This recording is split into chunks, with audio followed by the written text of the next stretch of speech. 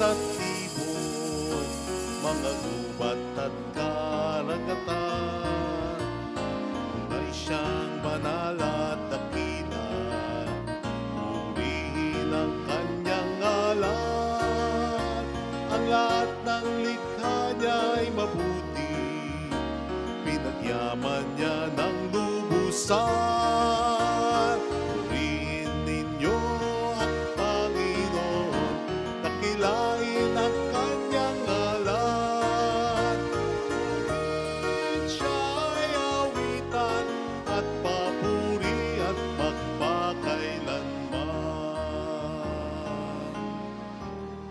Sa ngalan ng Ama at ng Anak at ng Espiritu Santo. Amen. Sumainyo ang Panginoon. At sumayo rin. Ialay po natin ang misang ito para sa karangalan ng ating mahal na Ina. Hilingin natin ang pananalangin niya at matutunawa tayo sa halimbawa niya. At upang tayo maging marapat, halina't magsisimula para sa ating mga kasalanan. Tayo pong lahat, inaamin ko sa makapangyarihang Diyos At sa inyo, mga kapatid, na lubha akong nagkasala sa isip, sa salita at sa gawa, at sa aking pagkukulang. Kaya isinasamo ko sa mahal na Birheng Maria, sa lahat ng mga anghel at mga banal, at sa inyo, mga kapatid, na ako'y panalangin sa Panginoong ating Diyos. Kaawaan tayo na mapagmahal na Diyos, patawarin sa ating mga sala, at patnubayan hanggang sa buhay na walang hanggan. Amen. Panginoon, kaawaan mo kami. Panginoon, kaawaan mo kami. Kristo, kaawaan mo kami. Kristo, kaawaan mo kami. Panginoon, kaawaan mo kami. Panginoon, kaawaan mo kami. Yumuko tayo, maaaring ibulong sa Panginoon ang ating intensyon.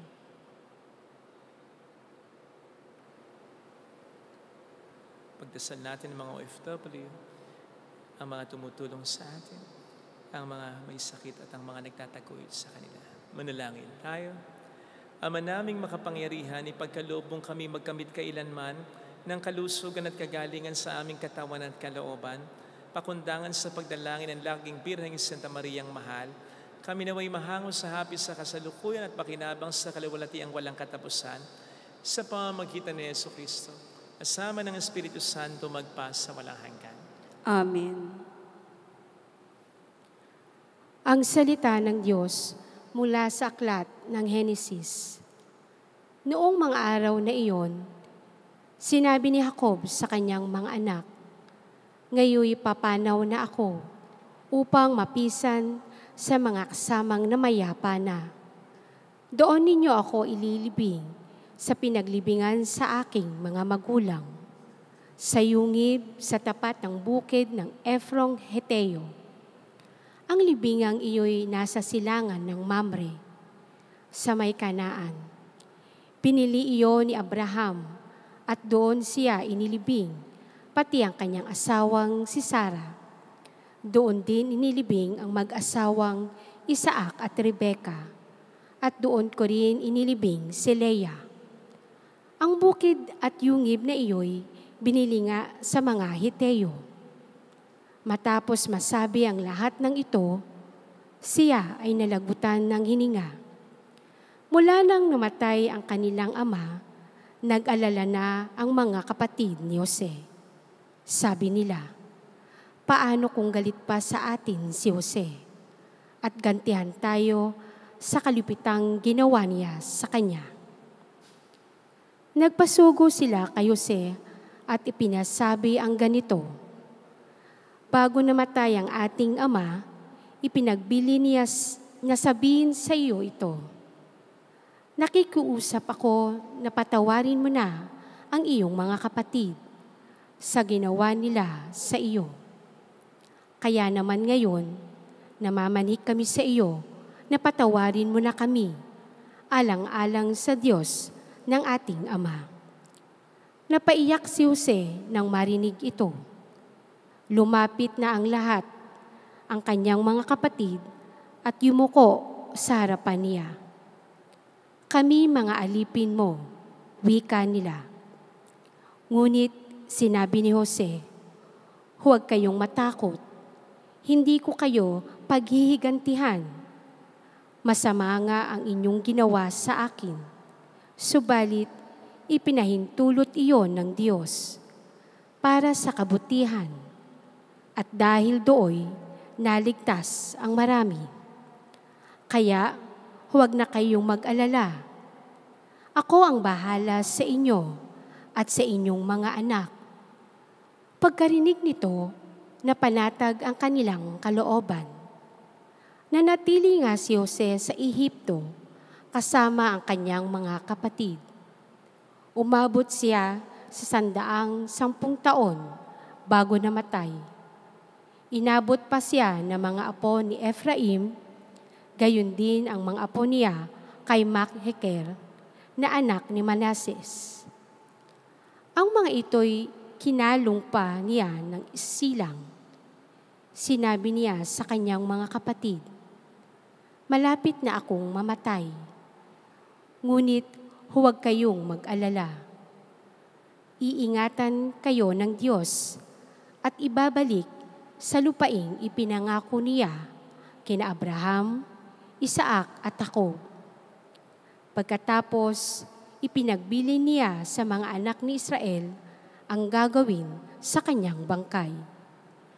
Wika niya, "Isumpa ninyo sa akin na pag kayo'y nilingap na ng Diyos at inialis sa lupaing ito, dadali ninyo ang aking mga buto."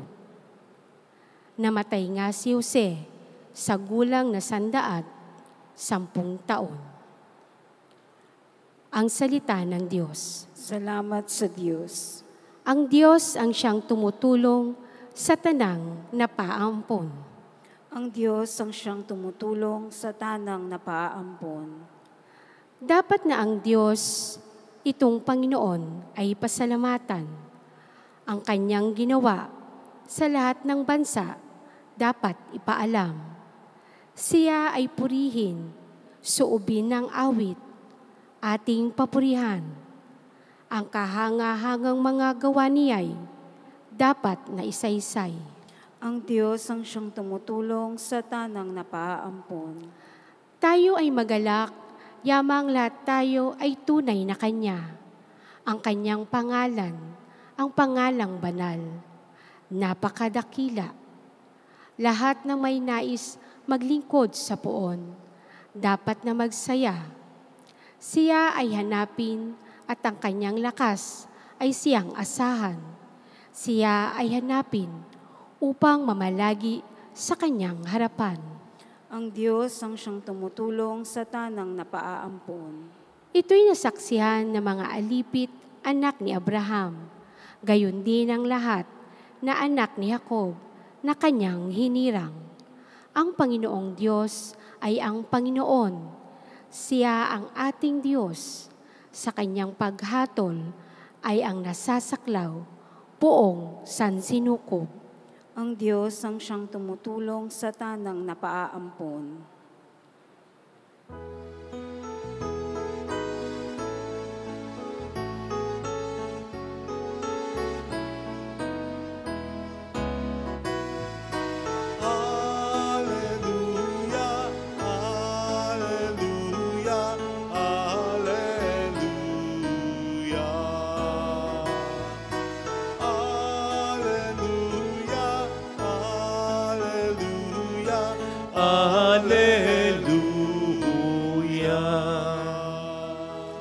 Sumainyo ang Panginoon. At sumaiyo rin. Ang mabuting balita po ng Panginoon ayon kay San Mateo.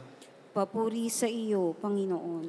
Noong panahong iyon, sinabi ni Jesus sa kaniyang mga apostol, "Walang alagad na higit kaysa kaniyang guro, at walang aliping higit sa kaniyang Panginoon. Masiyahan ang alagad na matulad sa kaniyang guro, at ang alipin na matulad sa kaniyang Panginoon. Kung ang puno ng sambahayan ay tinawag nilang Beelzebul, lalo na nilang aalimurain ang kaniyang mga kasambahay. Kaya huwag kayong matakot sa kanila.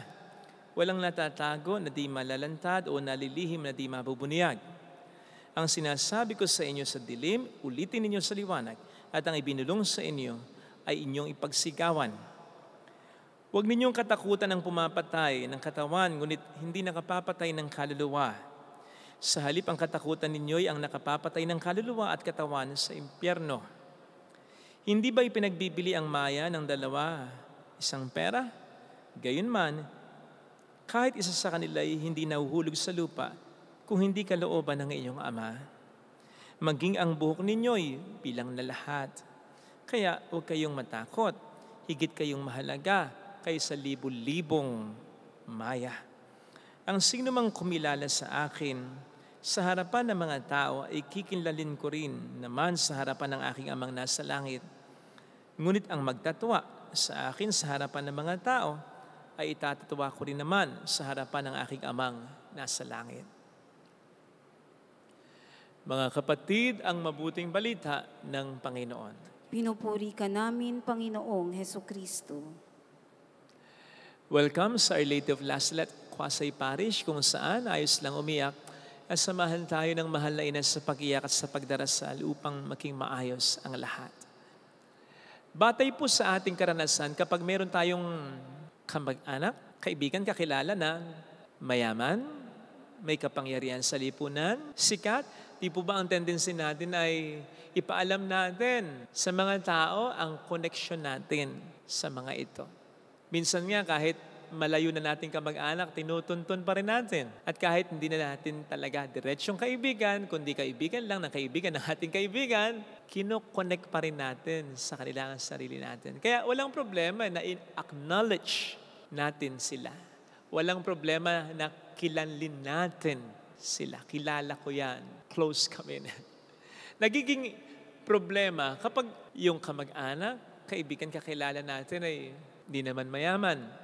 Walang maipagmamalaki, walang talento, walang galing, hindi ganong katalinuhan, hindi rin kagwapo, hindi rin kagandahan. Ay, yan. Doon nagkakaproblema kasi hindi natin basta kinoconnect ang ating sarili sa kanila. Hindi natin sila basta kinikilala. Lalo na kapag nakagawa pa ng nakakahiyang kasalanan, mas lalo nating ilalayo ang ating sarili sa mga yan. So much so, na kung minsan masasabi pa natin, hindi ko kamag-anak yan, hindi ko kakilala yan, hindi ko kaibigan yan. Minsan nga, may marinig ka pa, wala akong anak na ganyan. Wala akong tatay na ganyan. Well, nasabi ko po yan sapagkat narinig po natin sa bandang huli ng ating gospel reading, ang sinabi mismo ng Panginoon na sino mang kumilala sa Kanya sa harapan ng mga tao, ay kikilanlin din niya sa harapan ng Ama sa Langit. At kung sino naman ang magtatwa sa Kanya sa harapan ng mga tao, ay tatatwa rin naman niya sa harapan ng Ama sa Langit. Pwede siguro niyong isipin na madali lamang ito, pero sana'y intindihin po natin ang mas malaking sinasabi sa atin nito. Alam po ninyo, ako batay sa aking personal na karanasan, kapag ako'y niluluray na, kinakatay na sa social media, syempre na-appreciate ko yung mga taong mag-PPM, magte-text, tatawag sa akin, kamusta ka? I'm here for you. Pagdadasal kita, naniniwala ako sa'yo. Honestly, na-appreciate ko yun kaysa wala, di ha? Kaysa wala, ha? Pero I must say, ibang level at mas gustong-gusto ko yung magme-message sa social media habang kinakatay ako. Yung maninindigan para sa akin, sa sinasabi ko, sa personalidad ko, sa karakter ko, lalo pat kung wala naman talaga akong ginagawang masama o sinasabing kasinungalingan o hindi totoo, mas na-appreciate ko yung mga taong ito. Yung hindi makikipag-away para sa'yo, pero kung kinakailangan, makikipag-away para sa'yo. Basta ang punto'y maninindigan, maniniwala at ipapahayag sa lahat ng kumukontra sa akin na sila'y naniniwala sa kabaligtaran ng paniniwala ng mga kumukontra o kumakatay sa akin. Ibang level po yung mga ganito. As I said, mas gusto ko ito sapagkat sa sitwasyong ganon, ang kinakailangan mo ay yung ganon na suporta. Sinasabi ko po sa inyo, kapag kayo pinagkakaisa na ng maraming mga tao, wala kayong iba na pinakahanapin kundi yung mga tao na magtatanggol at maninindigan din para sa inyo publicly. Yung mga taong kikilanlin kayo publicly sa harapan ng mga taong ayaw kumilala sa inyo o naninira sa inyo.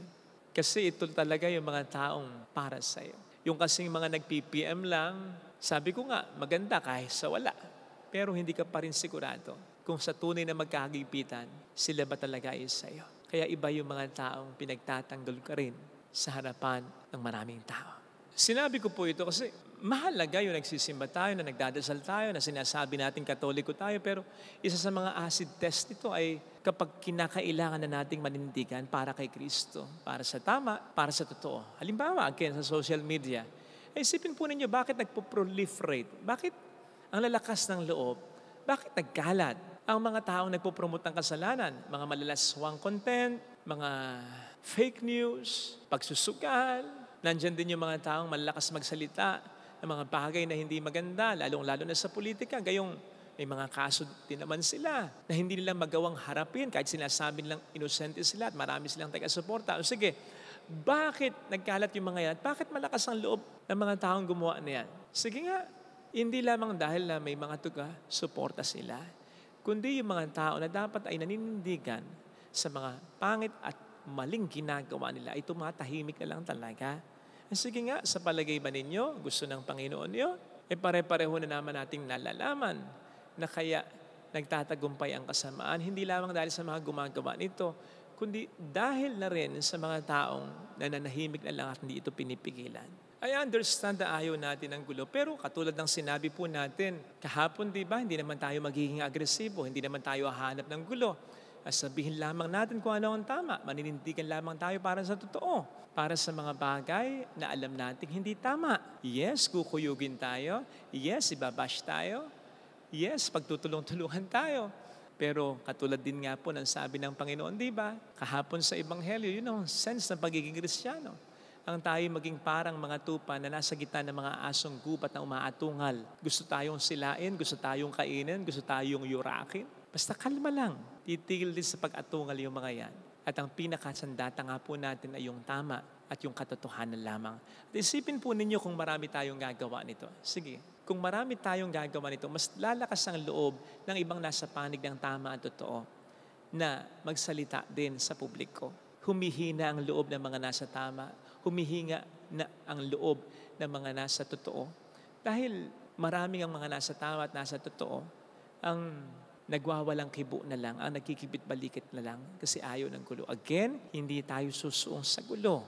Maninindigan lamang tayo para sa tama at totoo. Upang lumakas ang loob ng mga taong gusto sa tama at totoo at humina naman ng loob ng mga taong ginagamit ng diablo para pasamain lalo ang mundong ito. Tumulad po tayo sa ating mahal na ina, kahit babae siya, kahit wala siyang kapangyarihan, kahit hindi siya mayaman, nandigan siya para sa anak niya. Lalong-lalo na sa mga oras na nakatatakot at nakahihiyang manindigan para kay Kristo. Nandoon ang mahal na ina. Kinilala niya ang Panginoon. Kaya sa langit, kinilala din siya ng ating Panginoon. Ito sana ang biyayang hilingin natin sa panalapagdiriwang ngayon. Ilagay natin ang ating kanang kamay sa tapat ng ating puso.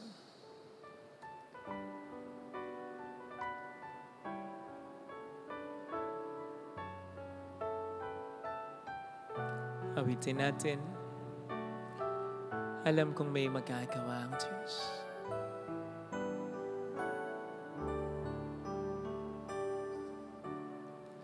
Alam kong may magagawa ang Diyos. Alam kong may magagawa ang Diyos. Walang imposible sa Kanya. Kung ako'y magtatapat, sa Kanya'y maglilingkod. Alam kong may magagawa ang Diyos.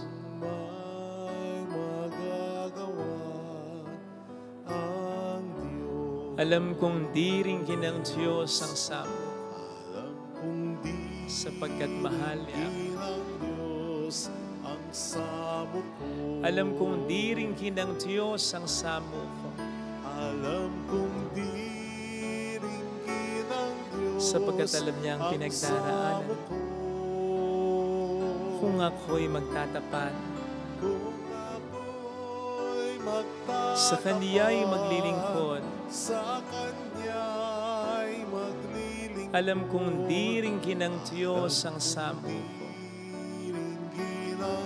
Pumikit tayo. ang Panginoon, patawad sa mga pagkakataong hindi kita mapanindigan, hindi ko maipangalandakan ang pananampalataya ko para sa iyo. Hindi ako makapanindigan para sa kung ano ang tama at totoo. Iniisip ko agad na may magagalit sa akin, may magtatampo sa akin, may mga mambubuli sa akin. Higit nga palang mahalaga ang aking commitment sa iyo. Higit pa sa aking buhay, higit pa nga sa aking kaligtasan. Alam ko ito, Panginoon, pero tulungan mo po akong ito'y mapanindigan. Kahit sa mga simpleng kaparaanan, maipahayag ko nawa sa lahat na ako'y sa iyo, iyong iyo ako, Panginoon ko. Hallelujah! Sa mga problemang naranasan ko, sa mga pagsubok na tinitiis ko, mapanindigan ko nawa ang pananampalataya ko sa iyo, na hindi ako magkukulang, na hindi ako mawawalan ng lubusan, na nandyan ka para ako'y tulungan. Hallelujah! Hallelujah! Maipahayag ko nawa ang iyong kadakilaan kahit na ako'y nahirapan upang tayo ay kunin. Tapat siya sa atin. Mayroong magandang mangyayari sa iyo. Kikilanlin ka din niya kung paninindigan mo siya sa kabila ng mga pagsubok, sa kabila ng mga problema, sa kabila ng mga mansakit na pwedeng isipin at sabihin ng iba. Mayroong magandang mangyayari sa iyo. Panindigan mo ang Diyos at paninindigan ka niya. Kung lalapit kay Jesus,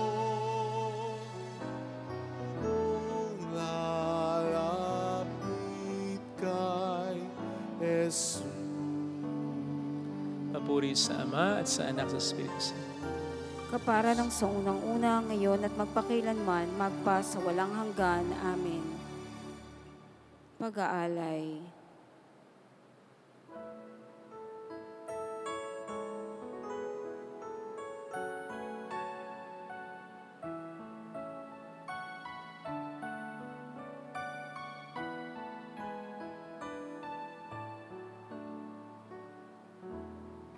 Panginoon, nawa ay tanggapin sa iyong mga kamay itong paghahain sa iyong kapurihan at dakilang kabanalan. Handog ng iyong sambayan ang banal. Panginoon, nawa ay tanggapin sa iyong mga kamay itong paghahain sa iyong kapurihan at dakilang kabanalan. Handog ng iyong sambayan ang banal. Handog ng iyong sambayan ang banal. Manalangin tayo, pang ating handog ay maging kalugod-lugod sa Diyos sa mga makapangyarihan. Tanggapin nawa ng Panginoon itong paghahain sa iyong mga kamay, sa kapurihan niya at karangalan sa ating kapakinabangan at sa buong sambayanan niyang banal. Ama naming lumikha, ang iyong nagkatawang taong anak ay tumulong nawa sa aming ginagawa upang siya na iniluwal ni Maria nang di bumawas kundi lalo pang nagpaganap sa pagkabirhen, ay magpagindapat na kalugdan mo ang aming paghahain sa kaya pagkapatawad ng mga kasalanan namin, sapagkat siya ang Panginoong kasama mo at ang Espiritu Santo magpas sa walang hanggan. Amen. Sumainyo ang Panginoon. At sumaiyo rin. Itaas sa Diyos ang inyong puso at diwa. Itinaas na namin sa Panginoon. Pasalamatan ng ating Panginoong Diyos. Marapat na siya ay pasalamatan. Ama naming makapangyarihan, tunay ngang marapat na ikaw ay pasalamatan, bukod mong pinagpalang maging ina ni Jesucristo. ang mahal na birheng nagpupuri at nagagalak sa iyo. Ikaw ang gumawa ng lahat ng dakilang bagay. Ikaw ang lumilingap sa lahat kailanman. Nilingap mo ang mahal na birhen bilang iyong abang alipin na iyong binigyan ng tungkuling kumalinga sa anak mong manunubos namin. Kaya kaisa ng mga anghel na nagsisiawit ng papuri sa iyo ng walang humpay sa kalangitan, kami nagbubunyi sa iyong kadakilaan. Santo, Santo, Santo, Panginoong Diyos ng mga hukbo, napupuno ang langit at lupa ng kadakilaan mo, o sana sa kaitaasan. Pinagpala ang naparirito sa ngalan ng Panginoon, o sana sa kaitaasan. Ama naming banal, ikaw ang bukal ng tanang kapanalan. Kaya sa pamamagitan ng iyong Espiritu, gawin mo pong banal ang mga kaloob na ito upang para sa amin ay maging katawan at dugo ng aming Panginoong Hesukristo. Bago niya pinagtiis ang kusang loob na maging handog, kinawakan niya ang tinapay. Pinasalamatan ka niya, pinaghati-hati niya iyon. Niambot sa kaniyang mga alagad at sinabi, tanggapin ninyong lahat ito at kanin. Ito ang aking katawan na ihahandog para sa inyo.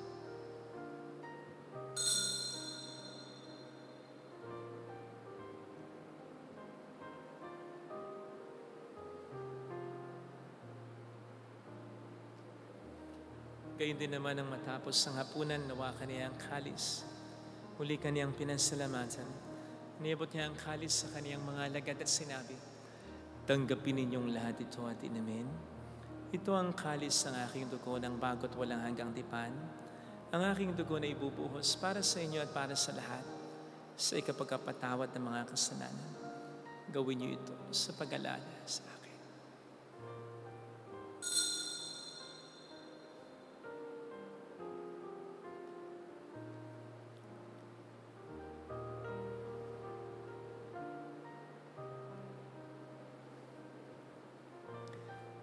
Ipagbunyi natin ang misteryo ng ating pananampalataya. Si Kristo'y namatay, si Kristo'y nabuhay, si Kristo'y babalik sa wakas ng panahon. Ama, ginagawa namin ngayon ang pag-alaala sa pagkamatay at muling pagkabuhay ng iyong anak, kaya inialay namin sa iyong tinapay ng buhay at ang kalis ng kaligtasan. Kami nagpapasalamat dahil kami iyong minarapat na tumayo sa harap mo para maglingkod sa iyo. Sinasamo namin kami na magsasalo sa katawan at dugo ni Kristo. Lalo na sana ang aming pamilya ay mabuklod sa pagkakaisa sa pamamagitan ng Espiritu Santo. Amalingapin mo ang iyong simbahang laganap sa buong daigdig. Puspusin mo kami sa pag-ibig. Ay sa Leon na aming Papa, ni Janice na aming Obispo at ang Tanang Kaparian. Alalahanin mo po ang mga kapatid naming nahimlay nang may pag-asang sila'y muling mabubuhay. Lalo na po ang aming ipagdarasal. Saglit natin alalahanin at pagdasal ang ating mga mahal na yumawa.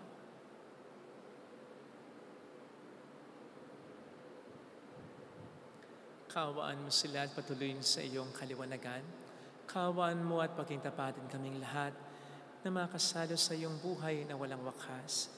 Kaysa ang mahal na birhen ng Lasalet, ang ina ng Diyos, isanusay ang kabiyak ng kanyang puso lahat ng mga banal na namuhay dito sa daigdig ng kalugod-lugod sa iyo. May pagtiwang nawa namin ang pagupuri sa ikararangal mo sa pamamagitan ng iyong anak na aming Panginoong Hesukristo. Sa pamagitan ni Kristo, kasama niya at sa Kanya, ang lahat ng parangal papuri ay sa iyo, Diyos amang makapangyarihan, kasamang Espiritu Santo, magpasawalang hanggan.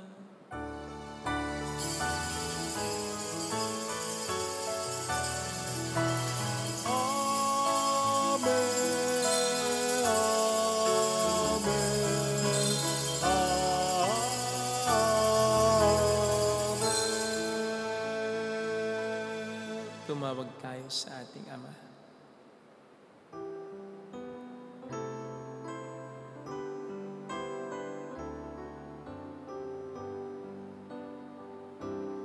Ama namin, sumasalangit ka, sambahin ang ngalan mo, mapasamin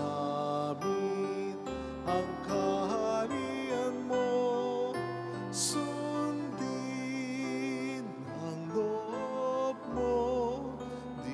sa lupa para nang sa langit. Bigyan mo kami ngayon ng aming kakanin sa araw-araw.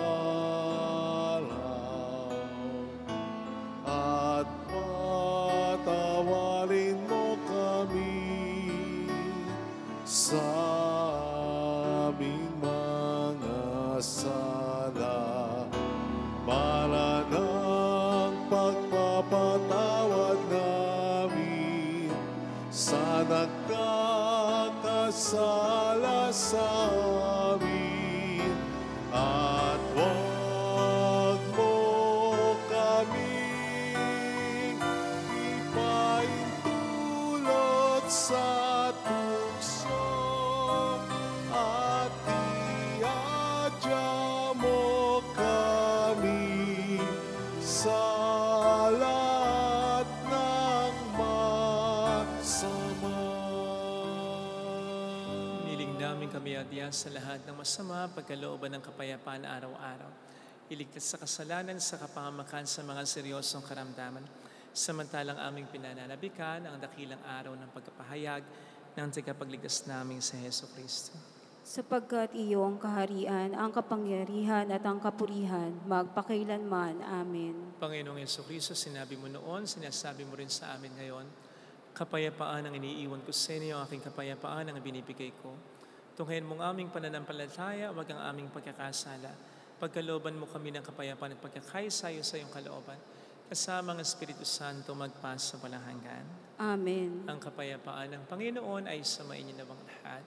At sumaiyo rin. Magbigayan tayo ng kapayapaan sa isa't isa. Kapayapaan. Spirit. Kordero ng Diyos na nag-aalis ng mga kasalanan ng sanlibutan, maawa ka sa amin. Kordero ng Diyos na nag-aalis ng mga kasalanan ng sanlibutan, maawa ka sa amin. Kordero ng Diyos na nag-aalis ng mga kasalanan ng sanlibutan, ipagkaloob mo sa amin ang kapayapaan.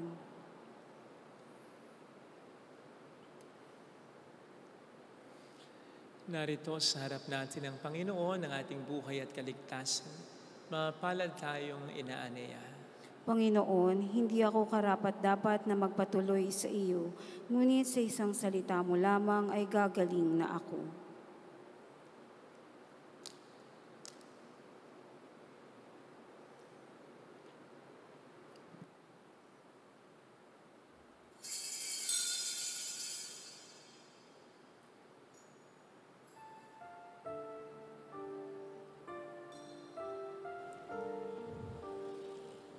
Panalangin para sa espiritual na pakikinabang. Panginoong Hesus, ako ay naniniwala na ikaw ay nasa kabanal-banalang sakramento. Iniibig kita ng higit sa lahat at ninanasa kong tanggapin ka sa aking kaluluwa. Sapagkat sa mga sandaling ito, hindi kita matatanggap sa sakramento. Tumuloy ka sa espiritu sa aking puso. Niyayakap kita na parabang naririto ka na. Inaalay ko ng buong buo ang aking sarili sa iyo. Huwag mong hayaang mawalay ako sa iyo. Amen.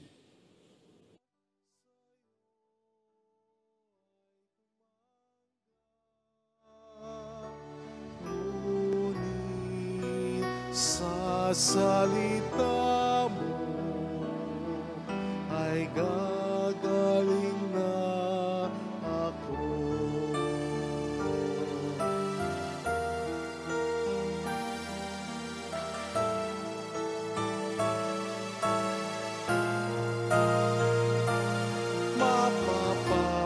Mapapalala na hapis ang Diyos ang siyang alin. Ligaya at liwanag ang siyang makakamtan. Jesus, ako'y di dapat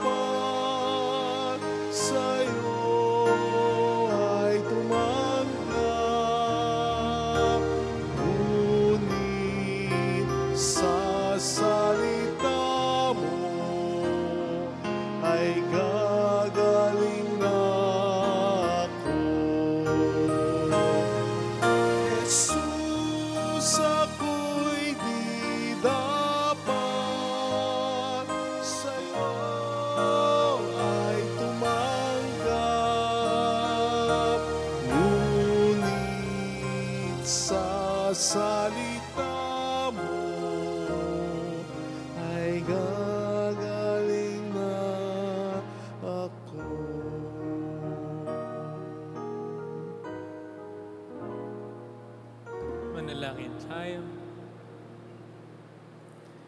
Ama naming mapagmahal, sa pag-asalo namin sa banal na pakikinabang, ang iyong kagandahang loob ay aming hinihiling upang ang pagpaparangal namin sa mahal na birhen ng pagtulad namin sa Kanya ay magpagindapat na aming paglingkuran ng pagganap sa kaloob mong kaligtasan. Sa pamamagitan ni Jesucristo kasama ang Espiritu Santo magpasa walang hanggan. Amen. Holy God, Holy Mighty One, Holy Immortal One. Have mercy on us and on the whole world. Holy God, Holy Mighty One, Holy Immortal One. Have mercy on us and on the whole world. Holy God, Holy Mighty One, Holy Immortal One. Have mercy on us and on the whole world. Jesus, King of Mercy, We trust in you. alalahanin, Alalahanin, o mahal na Birhen ng Lazaret, ina ng pag-asa, ikaw ang nagpaalala sa aming magbalik loob sa Ama. Ito ang nagpapatunay na ang kagandahang loob mo'y nananatiling busilak. Sa pag-orogam sa amin, tungkulin mo'y tinupad. Sa paanan ni Kristo, itinuring mo kami mga tunay mong anak. Kaya ninais mong isa'y huwag mapahamak. Maging sa iyong walang tigil na pananalangin, pati luhay pumatak. Huwag nawang mawala ng saysay ang iyong paghihirap. Hiling nawa namin sa iyo o aming inangbiyag, na matapos ang pakikibaka namin sa mundong ito at sa pananatili naming tapat kay Kristo, sa kapurihan mo'y makibahagi kaming ganap, upang kung nasaan ka ngayon ay maparoon din kaming lahat, at ang kaganapan ng kalwalhatian ng Diyos Amay tuluyang matupad siya nawa. mahal na birhen ng Lazaret, nagkapagkasundo ng mga makasalanan. Ipanalangin mong walang patid kaming mga dumudulog sa iyo. Salamat po sa inyong pagtangkilik. Salamat po sa mga tulong na binibigay po ninyo. Nagiging dahilan para makatulong tayo sa maraming mga parishes, sa maraming mga simbahan, at sa maraming mga institutions at individuals. Marami po salamat. Mahala na po ang Panginoon na kumanti sa kabutihan ninyo. Sumainyo ang Panginoon. At sumaiyo rin. Palain kayo kasama ng ating pamilya na mapagmahal na Diyos, ng Ama at ng Anak at ng Espiritu Santo. Amen. Pumayo tayo sa pag-ibig ni Kristo. Salamat sa Diyos. Salamat.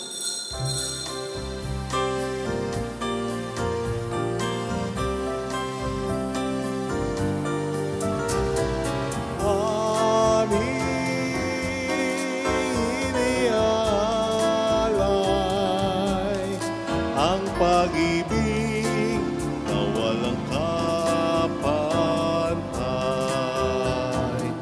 Okay, sarap mabuhay kung may nagmamahal. Pagmamahal na tunay at laging dalisay. Ang Birhen kong umibig ay walang sitamis, pagsindang sa kalinis, sa iyo hanggang langit. O Birhen, Birhen mahal, sa awit at sa dasal,